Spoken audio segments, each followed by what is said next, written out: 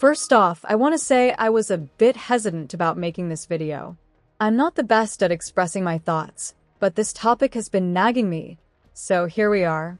The new Arknights Endfield trailer and the 15-minute gameplay demo were released a few days ago, and I've probably watched them over and over by now.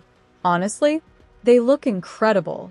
Compared to what we saw in the previous technical test, you can clearly see just how much the game has improved. The open-world environment is stunning, the graphics are sharper, and the character models are far more lively. The polished animations, in particular, deserve praise. They have done an excellent job. This time, they teased a few new characters, and some of them feel oddly familiar. Like, you can't convince me that she isn't Surtur. Snowshine reminds me of Aurora, and this guy looks like he could be Ifrit's brother. I'm genuinely excited to learn about these new characters and their stories. Also, the character interactions in the menu are pretty cool. It feels so lively and pleasing to look at, adding a unique charm to the overall experience.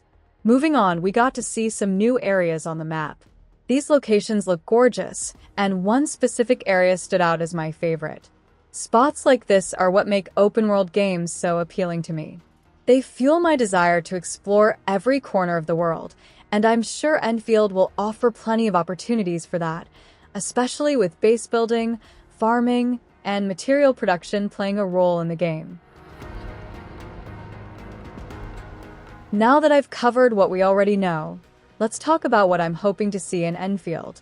First, while exploration is a part of the game, I really hope it doesn't become tedious. Both Genshin Impact and Wuthering Waves had this issue, and I don't want Endfield to fall into the same trap. I'd love to see some devices or tools you can build to passively collect resources after fully exploring an area.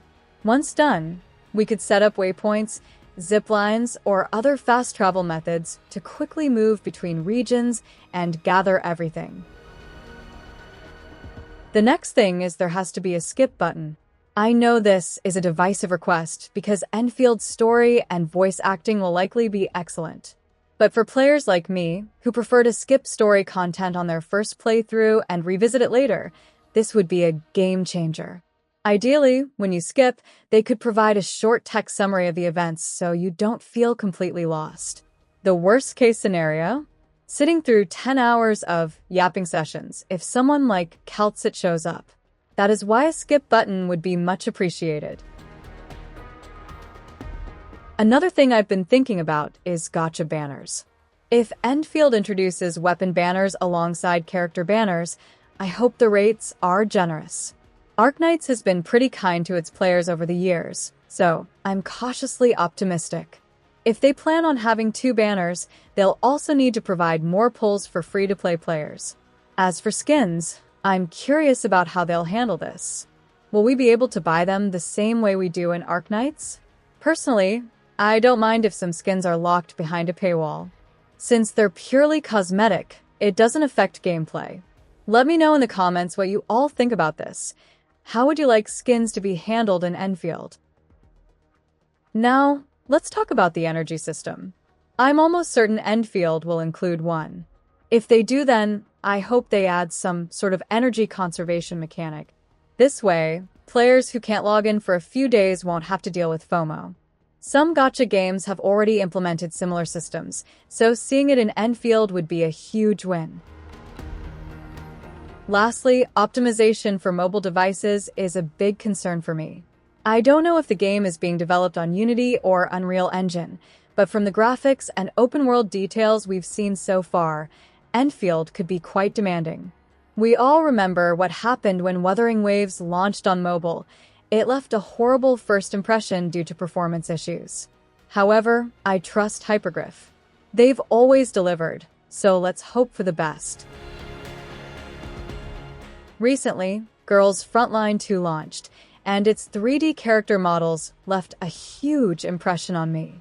I consider them the best 3D models in any gacha game until Endfield dropped its trailer. The polish on their character models blew me away, and I can't wait to see what other characters they'll reveal in the future.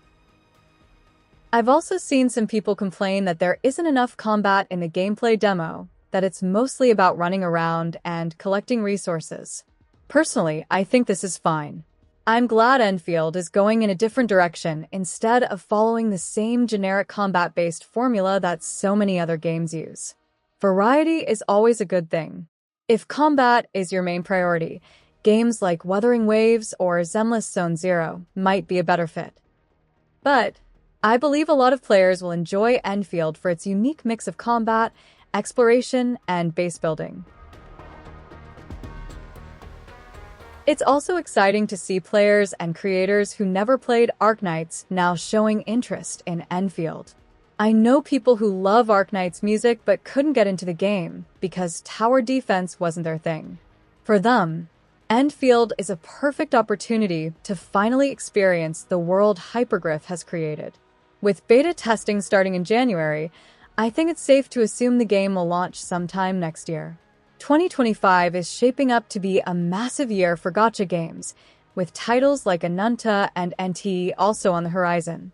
That's all I wanted to share in this video. As always, I value your opinions, so feel free to share your thoughts about Enfield in the comments. Are you excited? Do you have any concerns? Let me know. Thanks for watching, and I'll see you in the next one.